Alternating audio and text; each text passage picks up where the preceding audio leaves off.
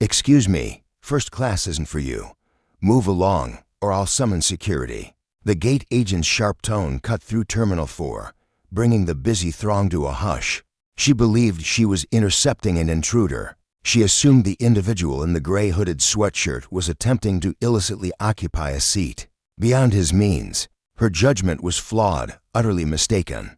Brenda, the gate agent, failed to grasp that the gentleman she was shaming was more than merely a traveler. He was instrumental to her employment. Furthermore, the man directly behind her, observing each painful moment of her domineering display, happened to be the airline's chief executive, and his patience had worn thin. A particular low-frequency drone from Chicago O'Hare International Airport's fluorescent lighting appeared to intensify the weariness. Andre Williams had endured a grueling 48-hour stretch, 2 days of demanding talks in Tokyo, succeeded by an overnight journey to Los Angeles, and at last, he was boarding his connecting flight back to New York via Sovereign Air. Andre repositioned the strap of his well-used leather travel bag. His attire prioritized ease, not making an impression. He sported a charcoal gray hooded top, relaxed sweatpants, and a pair of athletic shoes that had clearly seen extensive use. To an casual observer, he resembled a university student returning for laundry, or possibly a mechanic off duty. His wrist bore only a basic fitness tracker, not a Rolex. No expensive Italian suit served to denote his standing. He proceeded towards Gate K12 with a measured, unhurried stride. Tucked into his pocket was a boarding pass for Seat 1A, first class. This wasn't an indulgence. It was essential, given his role as the lead aerospace engineer. Andre held the position of an unannounced majority stakeholder in a substantial logistics corporation that maintained a strong alliance with Sovereign Air. Andre's life was virtually spent airborne. The unique aroma of jet fuel and aged coffee was more familiar to him than the fragrance of his own residence. Brenda was positioned at the service counter. Brenda embodied the kind of gate agent who brandished her scanner as if it were an instrument of power. Her attire was flawless, utterly devoid of wrinkles, and her identification badge gleamed brightly.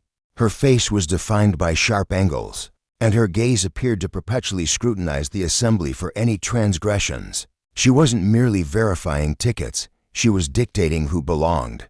Unless you presented the expected appearance, boarding was out of the question, certainly not under her supervision. The queue for economy class already resembled a serpent, stretching far back towards the dining area. However, the first-class pathway remained vacant. Apart from the blue carpeting that Brenda appeared to personally oversee, Andre advanced towards the blue carpet.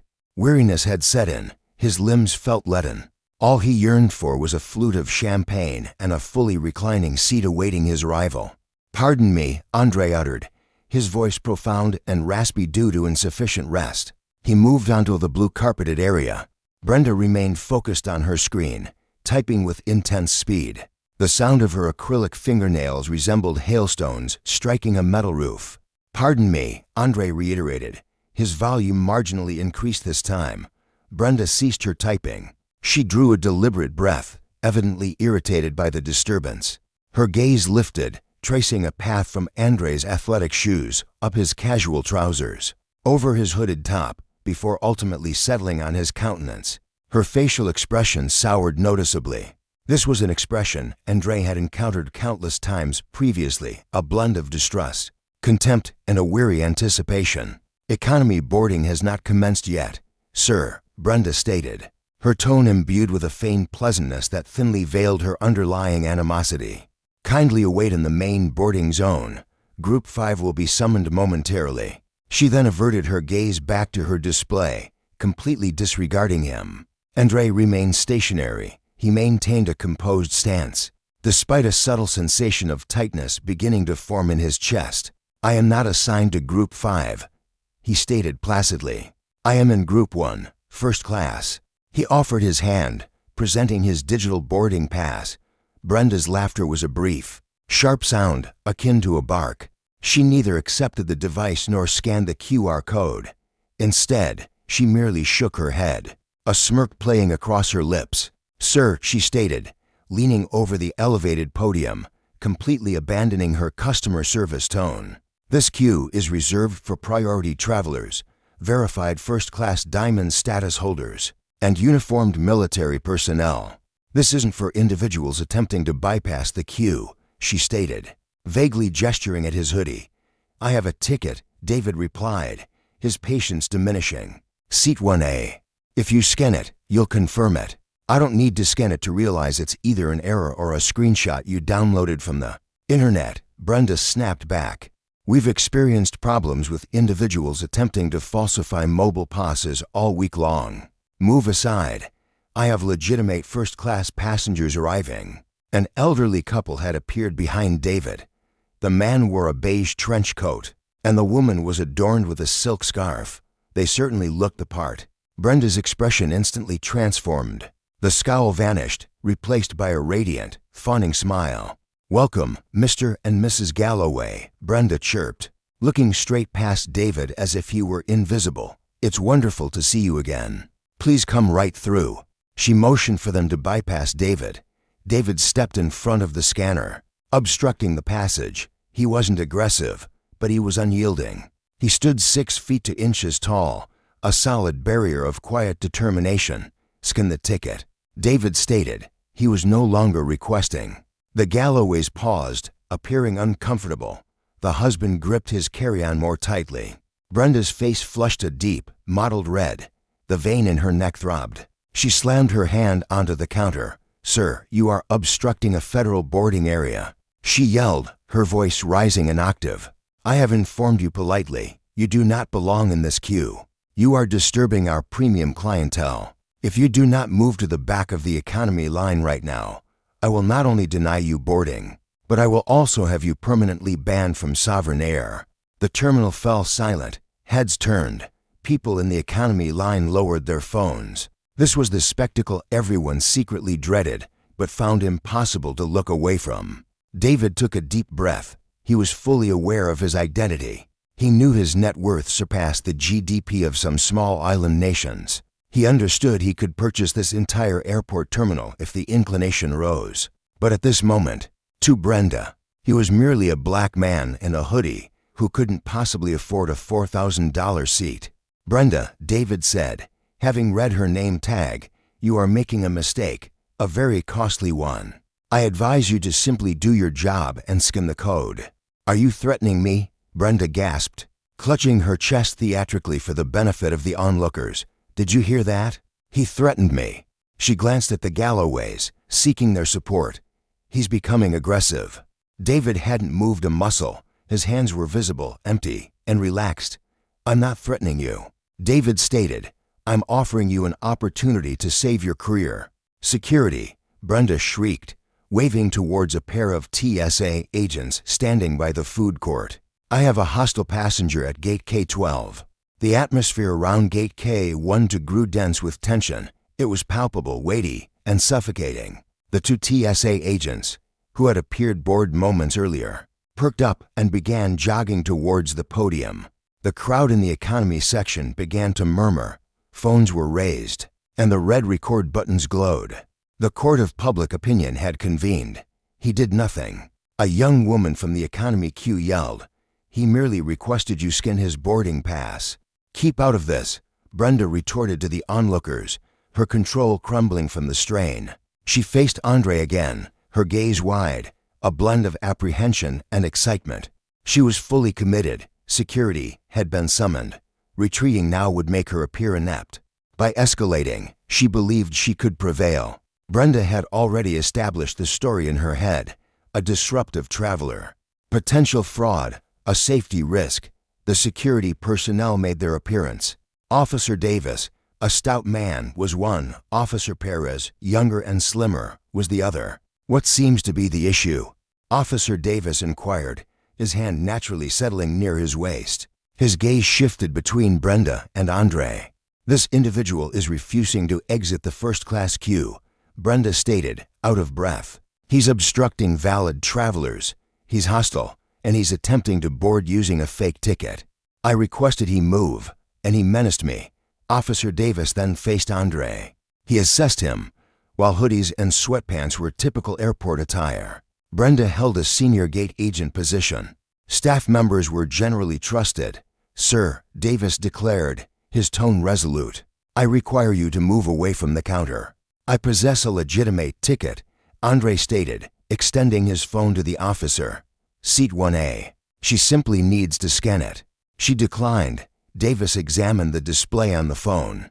It appeared authentic. Sovereign Air application, QR code, name A. Williams. "Seems genuine to me." "Brenda," Davis murmured, casting a look at the agent. "It's merely a screenshot," Brenda asserted, her voice piercing. "Just look at him. Does he appear to have spent $4,000 on a fare? He likely pilfered someone's frequent flyer points or compromised their account. I am authorized to refuse boarding to anyone exhibiting questionable conduct, and his behavior is indeed suspicious." Andre emitted a brief, humorless chuckle. "Am I suspicious because I'm dressed casually, or because I'm African American?" The term lingered in the atmosphere, akin to smoke. "How dare you use that excuse? This concerns regulations," Brenda screamed. "This is about security. You are causing a disturbance to the flight. Consult the passenger list," Andre instructed Davis. "My name is Andre Williams." Davis instructed Brenda, "Please check the computer's manifest to see if he is listed. Should he be listed, he boards. If not, we'll escort him off. It's straightforward." Brenda folded her arms. "I'm unable to access the manifest while the system is locked for boarding, and I refuse to unlock it for him. He's now considered a security threat. I demand his removal. As the gate lead, I am denying him boarding." She was being unyielding. This was, quite simply, a struggle for dominance. She felt the Galloway's eyes, and those of the onlookers, fixed on her. She couldn't allow the individual in the hoodie to succeed. Sir Davis sighed, appearing apologetic but constrained by regulations.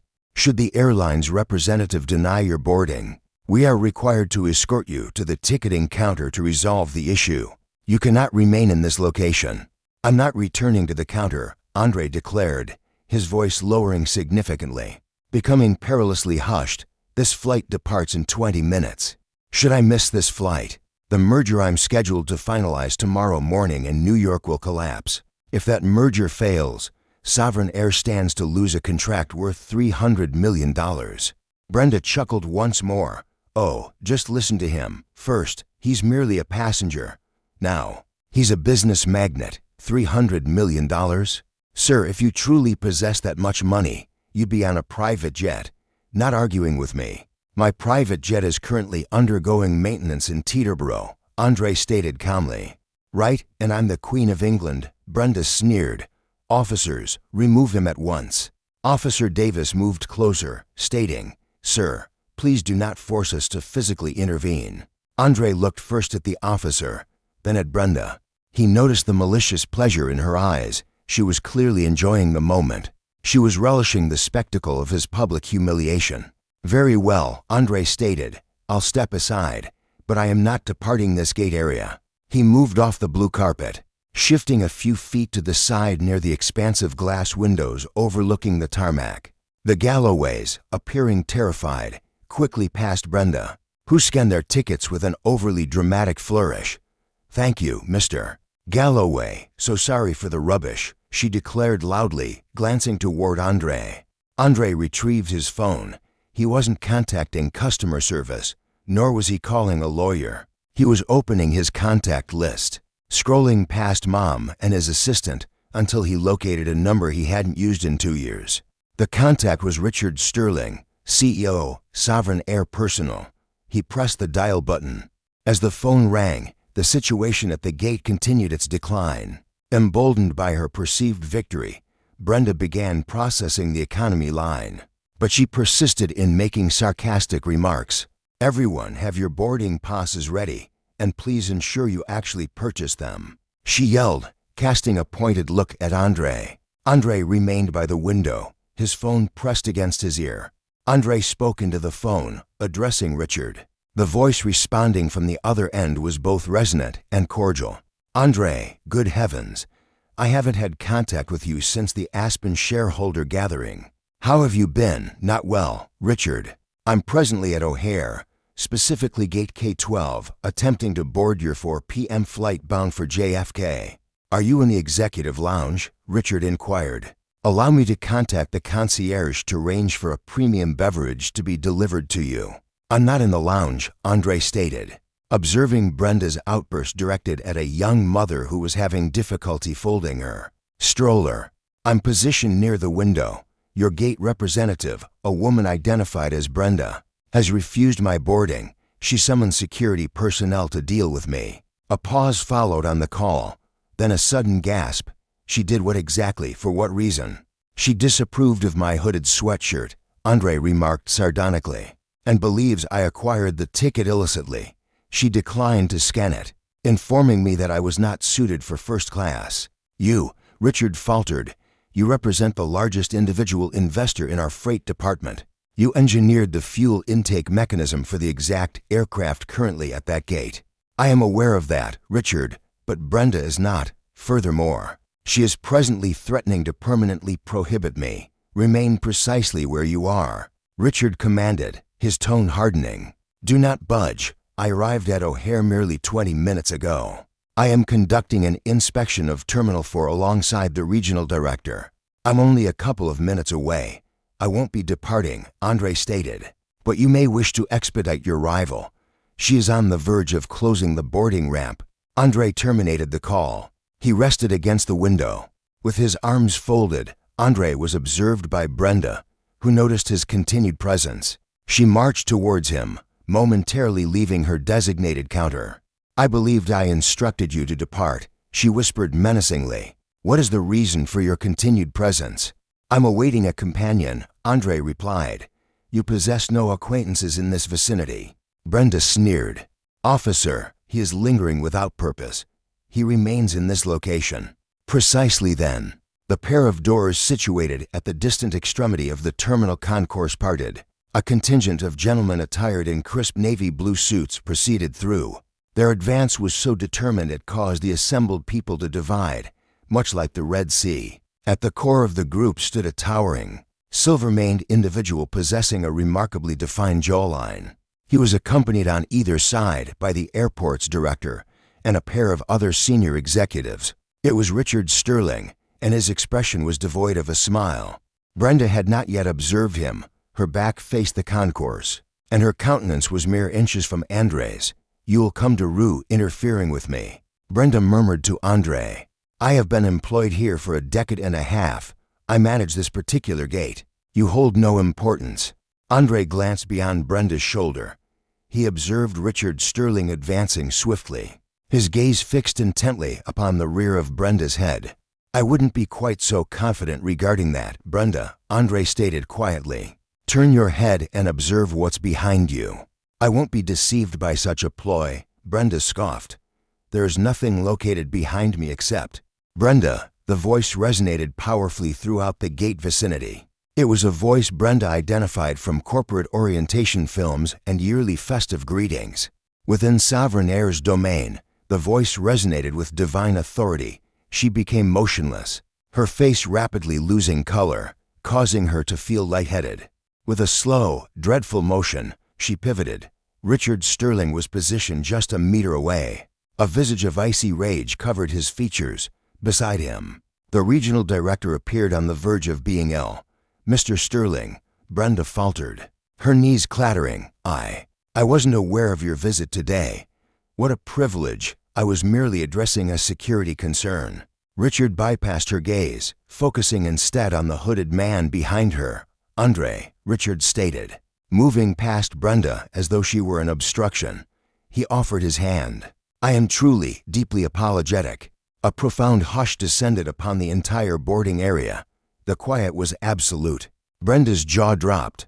Her gaze shifted between the chief executive and the individual she had labeled a security risk.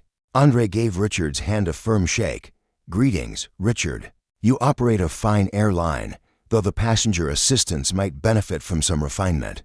The stillness at gate K-12 felt oppressive, nearly stifling. The terminal's faint drone appeared to dissipate, superseded by the synchronized intake of breath from 100 observers. Sovereign Air's chief executive officer, Richard Sterling, positioned himself with his back to the boarding desk, his attention solely fixed on Andre. He rested a hand on Andre's shoulder, an act of closeness and deference that utterly demolished Brenda's reality, leaving her in utter dread. "My apologies, Andre," Richard stated, his voice distinctly audible in the hushed gate zone. "I observed the wait times on the display and presumed a system malfunction. I failed to grasp that the fault originated with a person." Brenda experienced a profound sinking sensation. The sound of rushing blood in her ears resembled a tumultuous sea. Emerging from behind the desk, her hands quivering, she knew she needed to rectify this. She had to reframe the situation. As the gate supervisor for half a dozen years, she was confident she could justify her actions. She was merely safeguarding the company's reputation. "Mr. Sterling," Brenda cut in, her tone elevated and unsteady. She managed a smile that appeared more like a pain contortion. "Sir, I believe a significant misapprehension exists. This individual, this traveler, declined to adhere to established procedures. He was obstructing the premium class aisle. My actions were solely to uphold the attire regulations and preferential guidelines established by the company."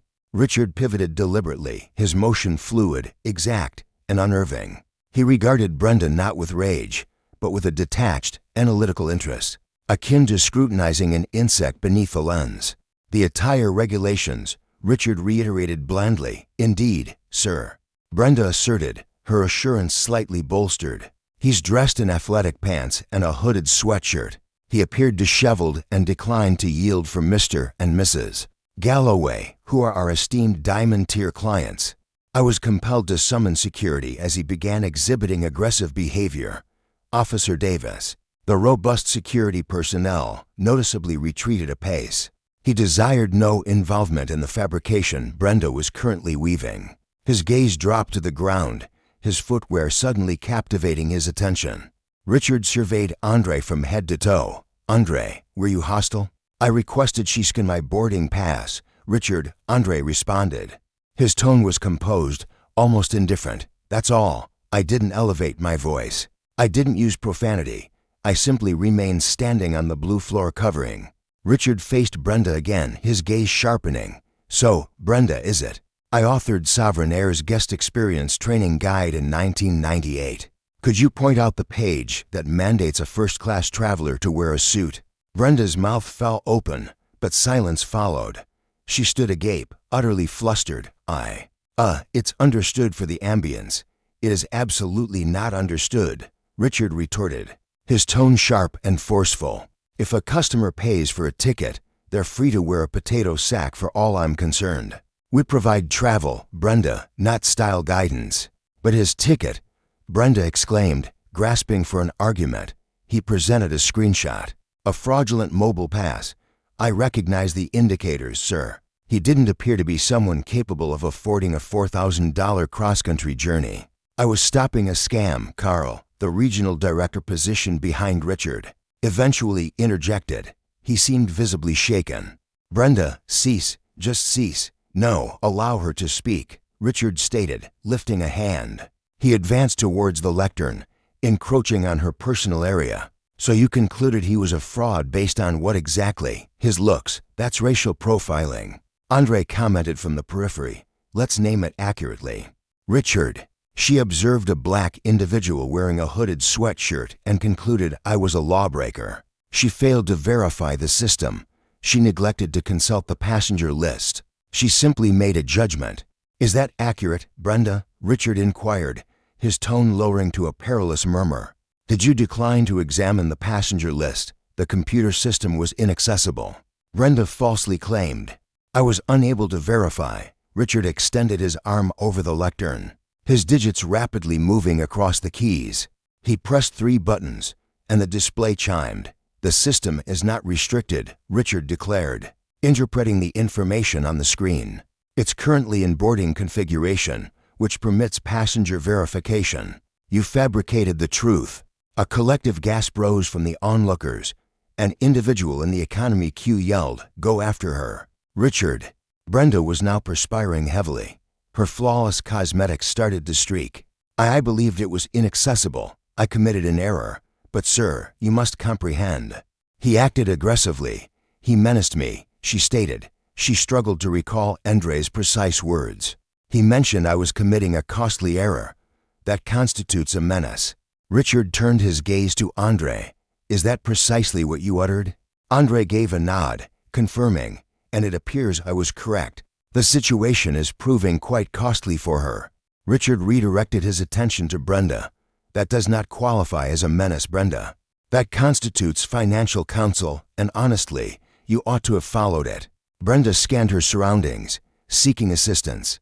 She glanced towards the Galloways, who remained by the jet bridge entrance. Observing the unfolding spectacle, Mr. Galloway, Brenda implored, you witnessed it. You witnessed him obstructing you. Mr. Galloway cleared his throat. He glanced at the CEO, then at the furious assembly. Subsequently, he looked at Andre. In fact, the elder stated the gentleman was quite courteous. He merely requested you scan his device. It was you who was yelling, Madam.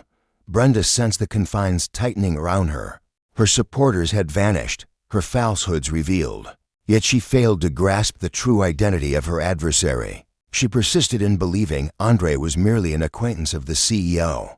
The full extent of her self-inflicted predicament escaped her. Richard let out a sigh, a clear expression of profound dismay. Approaching Andre, he retrieved the mobile device from his grasp. May I proceed? Richard inquired. Please do, Andre responded. Richard proceeded to the speaker's stand. Brenda recoiled against the partition, gripping her scanner to her bosom as if it were a protective barrier. Andre's mobile was placed by Richard beneath the laser scanner. A beep sound emitted. The display screen illuminated green. A name appeared prominently, in bold typeface. Andre Williams. Below the designation, a distinctive label was present. Typically, such labels indicated VIP status, frequent flyer, or special aid. This particular tag, however, was crimson. The text read Board Member, Strategic Partner. Brenda gazed intently at the display. She fluttered her eyelids. She reread the information. A board member, she murmured softly. Richard rotated the display for the benefit of the surrounding travelers and Brenda, ensuring clear visibility. Brenda, Richard commenced, his tone adopting the cadence of an instructor addressing a particularly slow learner. Are you aware of Andre Williams' identity? Brenda shook her head negatively, tears beginning to form in her vision. No, I am not, sir, Richard stated, indicating the man wearing the hooded sweatshirt. Andre Williams is the originator of Williams Aerospace. His firm, 3 years prior, engineered the silent glide turbine system employed on every Boeing 787 within our fleet, even the one currently situated outdoors. The onlookers whispered, the individual in the casual attire created the motor. Richard persisted in exacerbating the situation. Moreover, Andre holds the position of managing partner for the Helios Logistics Group. Sovereign Air is nearing the completion of a $300 million cargo agreement with Helios, an agreement requiring Andre's signature. Richard paused dramatically. A profound silence filled the air. Do you happen to know Andre's destination for today?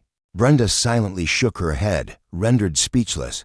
He was en route to New York. Richard continued, to convene with my board of directors. The purpose was to finalize that agreement and determine if Sovereign Air merits his business. As a dependable partner, Richard moved nearer to Brenda. And you contacted the authorities regarding him? You have just openly disgraced the individual responsible for this airline's economic prospects. You conveyed to him that he was unwelcome in this place. Brenda's legs buckled beneath her. She practically collapsed onto the counter, clutching its edge to prevent herself from falling completely. Her face was utterly devoid of color, giving her a spectral appearance. I wasn't aware, she wept. I truly didn't realize. He was merely dressed in a hoodie, she insisted. And that, precisely, is the issue. Andre's voice pierced the atmosphere. He advanced, bypassing Richard, his gaze fixed not on the CEO but directly on Brenda. You had no idea who I was, Andre stated, his tone deep and forceful. And because of that ignorance, you subjected me to such contemptible treatment. Had I been attired in a suit, you would have processed my ticket. Had I been Caucasian, you would have processed my ticket. However, because I appeared insignificant to you, You deemed it acceptable to misuse your authority. Andre rested his hands on the lectern, confronting the distraught agent. Genuine character isn't revealed by how you interact with the CEO, Andre declared, gesturing towards Richard. It's demonstrated by how you treat someone you believe can offer you no benefit. You failed that assessment, Brenda. You failed it magnificently. The onlookers burst into commotion. Several individuals began applauding. From the rear, a man exclaimed, "Amen." Richard Sterling re-entered the scene. He glanced at Carl, the regional director. "Remove her identification, Brenda." Brenda let out a desperate cry. "No, Mr. Sterling, I beg you. I have a home loan. I've dedicated 15 years to this corporation. You cannot terminate my employment for a single error." "A single error?" Richard questioned, his eyebrows arching. "Brenda, you engaged in customer profiling. You misled security personnel, and you deceived me. Furthermore, you jeopardized a significant corporate acquisition due to your arrogance. This is not merely an error. It constitutes a serious liability." "Officer Davis," Richard stated, turning towards the security guard. "Indeed, sir." Davis assumed a posture of attention. "Kindly escort this former staff member to the public terminal area. She no longer possesses clearance for the restricted zone." "Wait," Andre interjected, raising a hand. "Richard, just a moment." Richard halted. Brenda lifted her gaze. A faint spark of optimism appeared in her weeping eyes. Would he intervene on her behalf? Would the man she had disgraced extend compassion? Andre glanced at his timepiece. The departure is scheduled for 10 minutes from now. Should we dedicate 20 minutes to her dismissal paperwork? The flight's departure will be postponed. He indicated the economy class travelers, stating he didn't wish them to be late on her account. Andre's gaze met Brenda's. "She can remain." Brenda drew a sharp breath. "Oh, Mr. Williams, I'm so grateful, truly. I vow I won't ever." Andre abruptly interrupted her. "I haven't finished speaking," he added. "She may stay until the aircraft takes off. Her task is to complete the boarding process for this aircraft." Though not from the gate's main desk, Andre offered a smile devoid of any genuine warmth.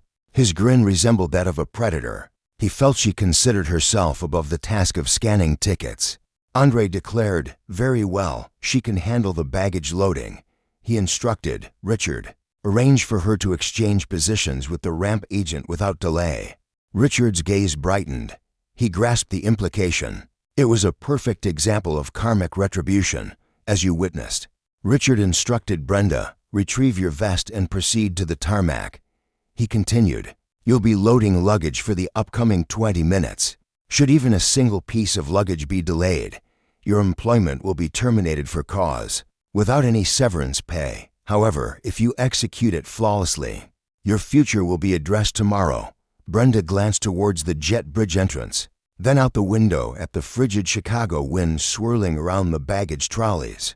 A light snow fell outdoors, but my nails, Brenda murmured, gazing at her perfectly kept hands. Richard's voice boomed. Brenda quickly moved. She snatched a reflective vest from the storage unit, removed her jacket, and hurried down the jet bridge steps, weeping throughout. The onlookers applauded loudly. The sound was a resounding affirmation. Richard then faced the sole remaining gate agent, a young man appearing visibly frightened. "You are to complete the boarding process. Begin with Group 1. Richard subsequently faced Andre, motioning towards the open entryway.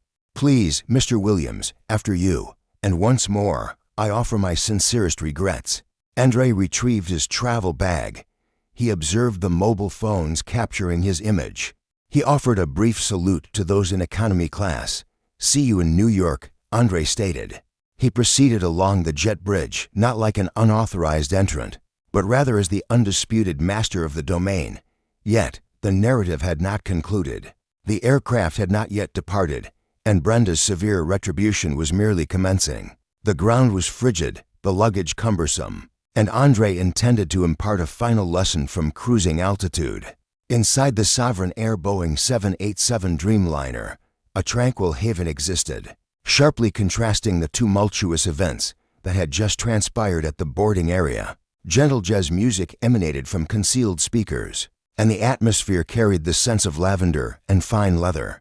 Andre entered the first-class section. The cabin crew, having received updates from the cockpit communications regarding the distinguished passenger, observed him with a blend of admiration and apprehension. "Welcome aboard, Mr. Williams," stated Sarah, the chief flight attendant, with a slight bow. "It is an honor to host you. May I take your coat, your luggage? I'll hold onto the bag," Andre replied, gently tapping his well-used leather duffel. "My prototypes are inside it." He took his place in seat 1A. This was more than just a seat. It was a personal suite featuring a sliding door, a fully reclinable bed, and a 24-inch display for entertainment. He threw his hooded sweatshirt onto the footrest and settled into his t-shirt, extending his legs. Shortly after, Richard Sterling came into the cabin. The chief executive appeared utterly fatigued. The rush from the confrontation had subsided, giving way to the overwhelming burden of a looming public relations catastrophe. He occupied seat 1B, positioned directly opposite Andre across the passageway. "Champagne, sirs?" inquired Sarah, presenting a bottle of Dom Perignon. "Just water for me," Andre stated. "I need to work." "I'll have the champagne," Richard responded, massaging his temples. "Leave the bottle here." Meanwhile, the remaining passengers boarded, moving past Andre and Richard, their eyes wide, exchanging hushed comments. Andre activated the control to electronically darken his window, though he didn't fully obscure it. He adjusted it to a translucent setting, enabling him to observe the airfield beneath. "You might consider closing that. It won't be a pleasant sight." "I wish to observe," Andre answered. "I want to witness if she exerts the same effort in lifting luggage as she did in obstructing my way." Below, the wind began to intensify. Chicago's winter season was asserting its dominance. A fine sleet had started to descend, transforming the airfield into a glossy, gray reflective surface, and there stood Brenda. She appeared tiny from this vantage point. Her high-visibility vest, excessively large by 3 sizes, was violently fluttering in the breeze. Her immaculate hair, styled into a flawless coiffure merely an hour prior, was now a damp, tangled disarray clinging to her face. She was having difficulty. The luggage trolley was heavily loaded. A robust ramp worker, evidently devoid of any compassion for her, was yelling directions, forcefully indicating the conveyor belt leading into the aircraft's cargo hold. Andre observed Brenda reaching for a sizable, hard-cased piece of luggage. It was pink. The suitcase was the property of Mrs. Galloway. Brenda grasped the handle, her artificial nails sliding on the damp plastic. She strained. The suitcase remained stationary. She exerted herself once more, using her full strength. The bag dislodged, yet the force caused her to lose her equilibrium. She lost her footing on the slick, damp concrete. She fell, impacting forcefully on her knees. Her shin was struck by the pink suitcase. Despite the aircraft's double-layered window, Andre could envision her cry of agony. "She appears to be having difficulty," Andre noted dispassionately. Richard bent forward to observe. He flinched. She had never handled luggage before. Her career began in ticketing, then progressed to gate oversight, completely skipping the ramp. "That's evident," Andre remarked from below. Brenda quickly got up. She was now favoring one leg. Her costly, uniform pants were saturated with a combination of melted snow and jet fuel remnants. She cleaned her face, smudging mascara over her cheek. Her gaze went up to the aircraft, directly at the cockpit, before her eyes returned to the first-class windows. Briefly, their eyes seemed to meet, even though Andre was aware she couldn't perceive him through the darkened window. She appeared devastated. "Do you pity her?" Richard inquired gently. Andre drank some water. He recalled the period a decade prior when he was establishing his business. He reflected on the investors who refused his calls because he didn't fit the image of a conventional engineer. He remembered instances of being trailed in shops. "No," Andre stated, "I do not. For if you hadn't approached, Richard, I would currently be in the rear of a police vehicle." She intended to wreck my existence, tarnish my standing, and sabotage my business agreement, simply to experience authority for a brief period. The chilly atmosphere will benefit her. It could serve as a wake-up call. Richard gave a slow nod. "You are correct. It's a difficult experience. Yet I sense the most challenging aspect is still ahead. In what way? I looked at my phone prior to our departure, Richard stated with a frown. The footage is already circulating on TikTok. It has amassed 2 million views. People are referring to her as Gatekeeper Brenda. The online world is less merciful than the frigid weather. Andre redirected his gaze toward the window. Brenda was currently struggling with some golf clubs. She snapped a fingernail. He observed her flinch and clutch her hand. She was weeping. Her trembling shoulders revealed it. The 787's engines started to emit a high-pitched, winding hum that resonated through the deck. The freight hatch closed forcefully beneath them. Brenda remained, trembling, soaked and vanquished as the enormous aircraft commenced its pushback. She observed the plane's departure. She witnessed the existence she yearned to join, the opulence, the prestige, the comfort. It moved off, abandoning her amidst the chilly, gray fumes. "Attention, passengers," the pilot's voice static filled the intercom. "We are first in line for takeoff. Our next destination is New York Kennedy." Andre leaned back in his chair and shut his eyes. The immediate retribution had been delivered. Yet the formal professional consequence was set for 9 a.m. the following day. Sovereign Air's Manhattan headquarters featured a boardroom specifically crafted to instill fear. Situated on the 50th level, it boasted expansive windows stretching from floor to ceiling, providing an unobstructed vista of the Hudson River and the urban landscape. A solitary, gleaming mahogany slab served as the table, capable of accommodating 20 individuals. Precisely at 9 a.m., the chamber was occupied. The members of the board of directors were seated in their tall, leather-upholstered chairs. This assembly comprised industrial magnates, individuals from established wealth, investment fund managers, and former political figures. These were people who prioritized financial metrics like share values and periodic profits over emotional considerations. Richard Sterling occupied the leading position at the table. Andre Williams was positioned to his right. Andre presented a changed appearance today. His hoodie was absent. Instead, he was clad in a custom-tailored navy suit. The suit perfectly complemented his wide shoulders. Paired with a pristine white shirt and no necktie, he exuded the image of a billionaire industrialist. The room's ambience was frigid. "We shall commence this meeting," Richard announced. "Our main point of discussion is the procurement of cargo pathways from Helios Logistics, overseen by Mr. Williams, who is present." Nevertheless, Richard halted. He activated a remote control. A sizable display at the far end of the room illuminated. Prior to delving into the merger, Richard proceeded. "We must confront the event that transpired yesterday at O'Hare. This occurrence has led to a 4% decline in our share value during this morning's pre-market activity." The recording began. It comprised the video captured by the traveler in the economy queue. It depicted Brenda shouting, gesturing with her finger, and summoning security. It displayed Andre remaining composed. It captured the instant Richard approached. "Had I been Caucasian, my ticket would have been scanned." Andre's voice from the footage resonated throughout the hushed boardroom. The video concluded. A profound quiet descended upon the gathering. Arthur Pendleton, the board's chairman, a septuagenarian known for his uncompromising nature, inclined forward. He repositioned his eyeglasses and directed his gaze at Andre. "Mr. Williams," Arthur uttered, his tone gravelly, speaking for the board, "I extend our regrets. This situation is unfortunate." "Spilling coffee is regrettable," Andre stated, his voice conveying command. "This represents a systemic breakdown.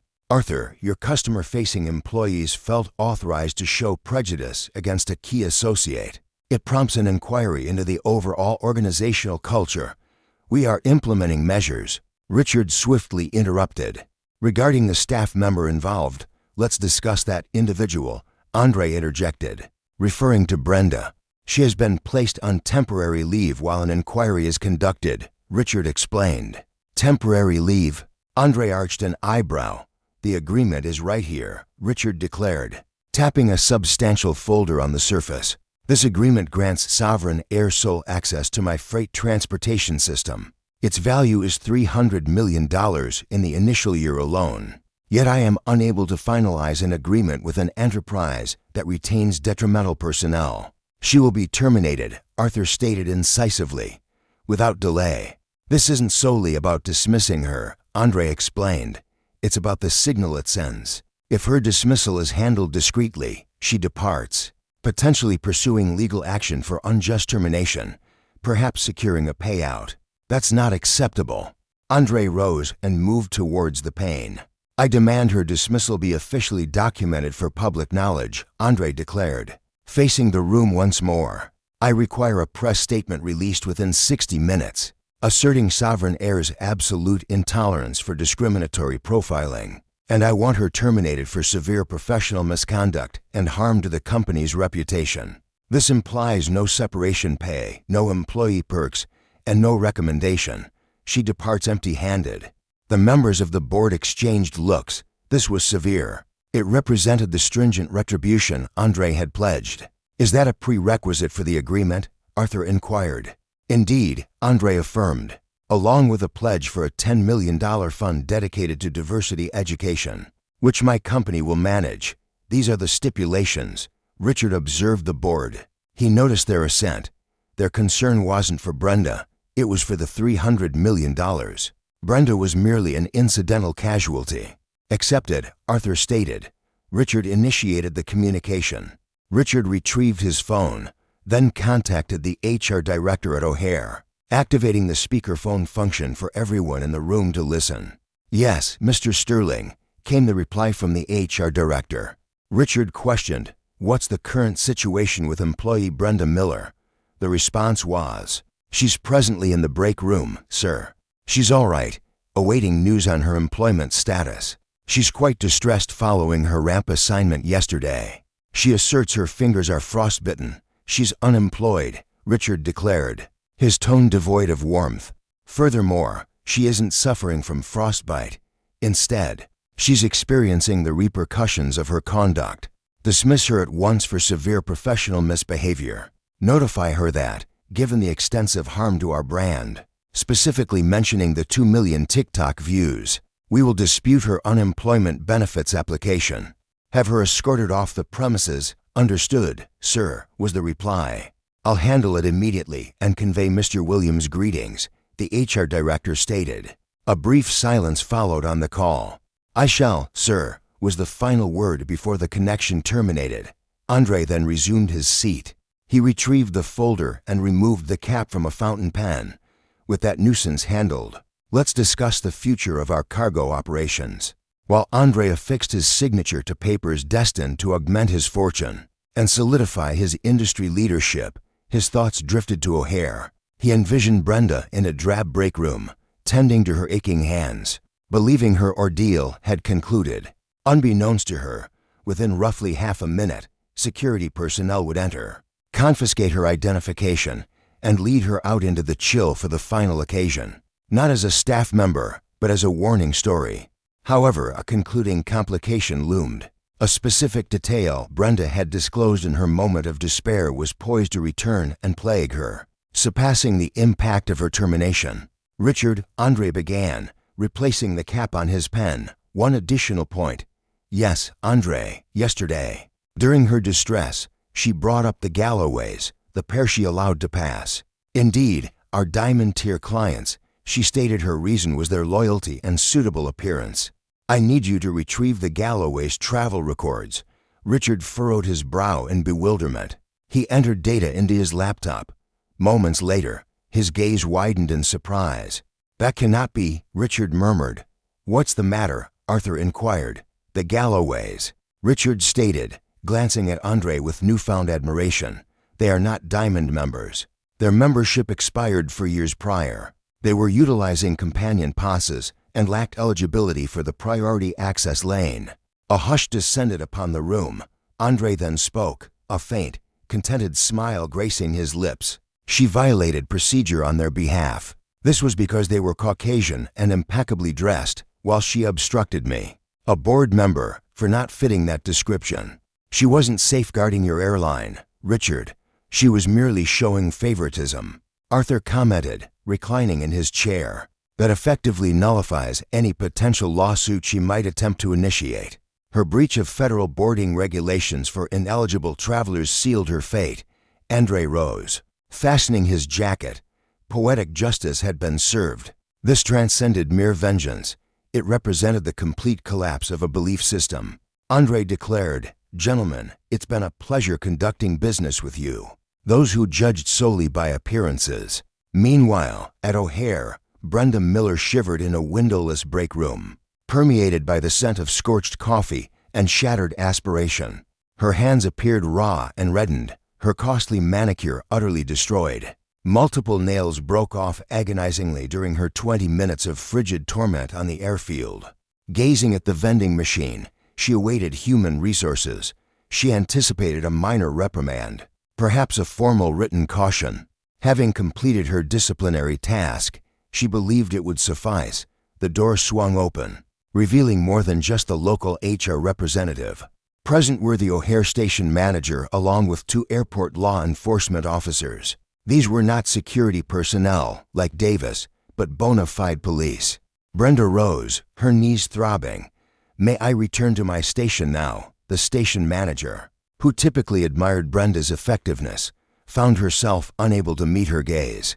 She fixed her gaze on a clipboard. "Brenda Miller, effective immediately at 9 a.m. Eastern Standard Time. Your employment with Sovereign Air is hereby terminated due to gross misconduct, discriminatory actions resulting in significant brand harm, and a breach of federal boarding regulations." Brenda felt the surroundings reel. "Fired? But I handled the luggage. Mr. Sterling assured me that if I managed the bags, my future would be discussed." "That discussion already took place in New York," the manager stated frigidly. "And before you inquire, the response is negative. No severance package, no COBRA benefits. Furthermore, we are disputing your application for unemployment. Citing deliberate misbehavior, you cannot do this." Brenda shrieked, desperation constricting her throat. 15 years, and I made a single error with one passenger who appeared to be a ruffian.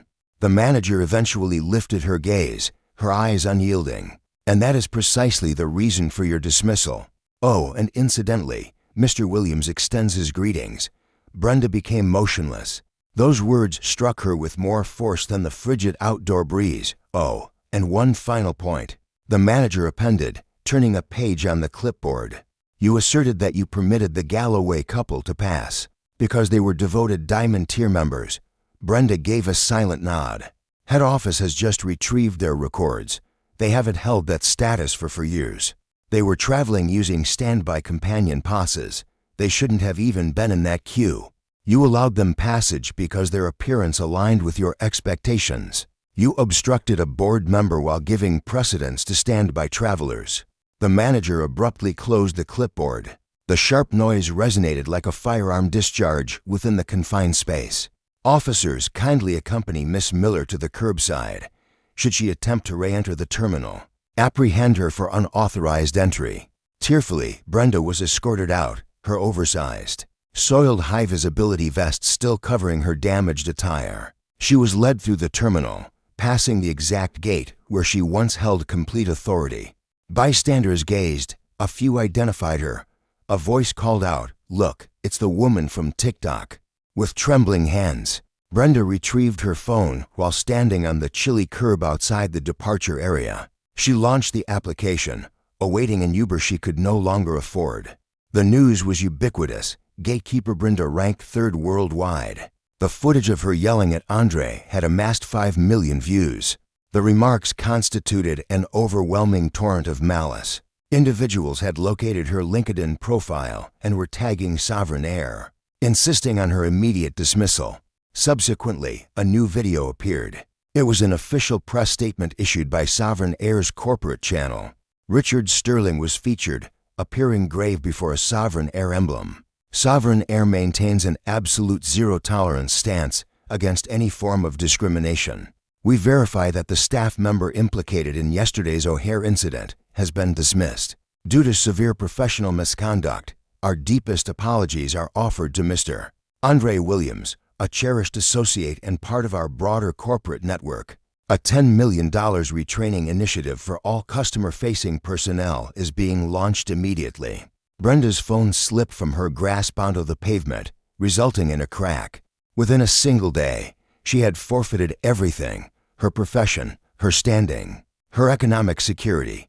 This occurred solely because she made assumptions based on appearances. Concurrently, in New York City, Andre Williams emerged from the high-rise building onto the bustling thoroughfare. The winter sunlight illuminated the scene. He donned a refined cashmere overcoat. A hooded sweatshirt was unnecessary for him today. His mobile device vibrated. It was a message from Richard Sterling. Merely a hyperlink to the press statement, followed by 2 words, accomplished. Andre did not grin. He experienced no elation. He simply perceived a feeling of essential finality. The global landscape had become marginally more equitable that day. He entered the rear of a parked black Cadillac Escalade, and the chauffeur inquired, "Teterboro Airport," Andre responded, opening his laptop to commence work on the new Sovereign Air contract's logistics. "My aircraft is prepared." Once the vehicle joined the flow of traffic, Andre did not glance behind him. He was progressing. Brenda now belonged to history, a harsh realization gained on O'Hare's Chile airfield. She was left to observe the aircraft soaring above, understanding she would never again belong to that domain. Unsparing, utterly unsparing. However, consider this, was it merited? Brenda dedicated 15 years to establishing a profession, only to ruin it in a mere 15 seconds due to her inability to overcome her personal prejudices. She attempted to leverage her limited authority to demean another individual, but instead, she collided directly with an insurmountable force of genuine influence. Andre had no desire to ruin her. He offered her an opportunity to simply perform her duties. She opted for the difficult path. This serves as a challenging instruction regarding modesty, discernment, and the reality that one can never fully ascertain the identity of their interlocutor. So what are your thoughts? Do you feel the retribution was too severe? Or was it precisely what she deserved? Share your perspective in the comments section. I read every single one. Furthermore, if you found this narrative of ultimate justice enjoyable, please consider hitting the like button. It provides substantial support for the channel. And should you desire more tales where the underdog prevails and wrongdoers receive their just desserts, press the subscribe button and activate the notification bell to ensure you don't miss any new content. We appreciate you watching. And always remember to show respect to everyone. It's impossible to know who truly owns the plane. Until next time.